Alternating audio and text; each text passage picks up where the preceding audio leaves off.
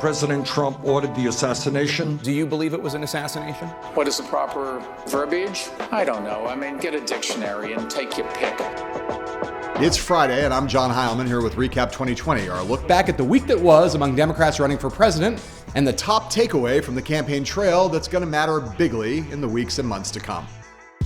Amid rising tensions between the U.S. and Iran, in the wake of the killing of Major General Soleimani, the 2020 Dems were busily staking out their positions and seeking to establish their foreign policy bona fides. Among the top 5 Democrats in the field, Joe Biden, Pete Buttigieg, Amy Klobuchar, Bernie Sanders, and Elizabeth Warren, there was unanimity in condemning President Trump's taking out Soleimani.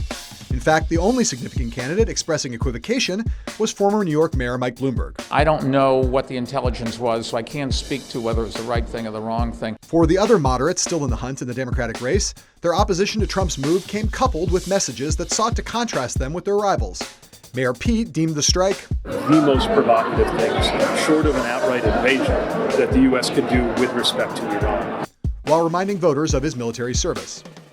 Well, I'll say a presidential candidate who has served has a personal understanding. Klobuchar called the fallout from the attack pretty predictable. We see escalation. We see a fraying with our allies. While taking a thinly veiled poke at Biden, who famously voted to authorize the last great war that America plunged into. Certainly, I was against the Iraq War. I think some people weren't looking at evidence, so I think it's important to look at evidence. Meanwhile, Biden himself played up his foreign policy resume and connection to a more sober president than Trump.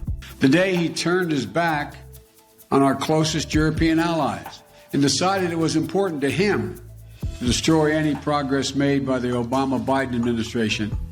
Meanwhile, the two champions of the party's progressive wing were even more full-throated in their castigation of Trump's gambit.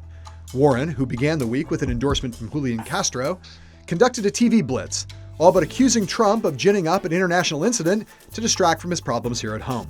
And I think people are reasonably asking, why this moment? Why does he pick now? And then there was Sanders, who leaned hard into his storied peacenikism, labeling the Soleimani killing an assassination and raising Iraq again and again in the service of smacking Biden. Joe Biden voted for the war in Iraq.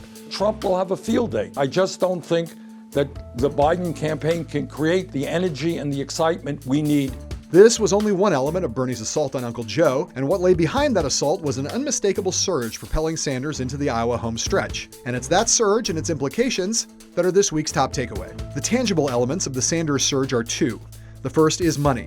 His $34.5 million in the fourth quarter of last year was $11 million more than his nearest competitor, Mayor Pete, nearly $10 million more than his own Q3 haul, and even $1 million more than Sanders' stratospheric Q4 2016 total.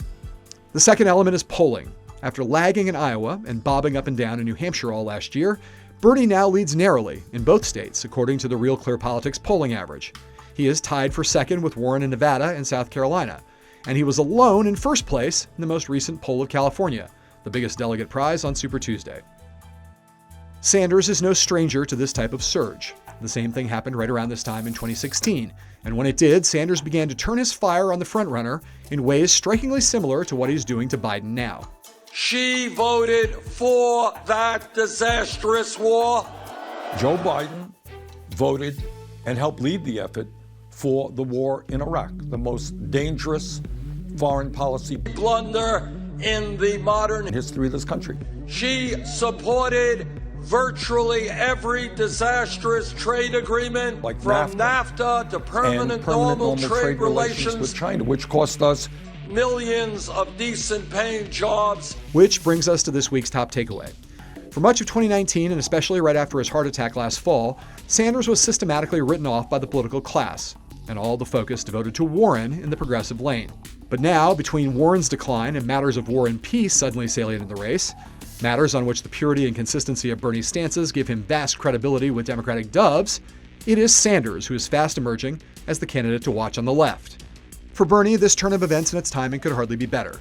But for Biden, Buttigieg, Klobuchar, Warren, and really anyone else, the prospect of tangling all the way until June with a 78-year-old Democratic socialist with a missionary fervor, a zealous hardcore cadre of supporters, and an essentially inexhaustible supply of low-dollar donations, well, that must have every one of them feeling the burn right now.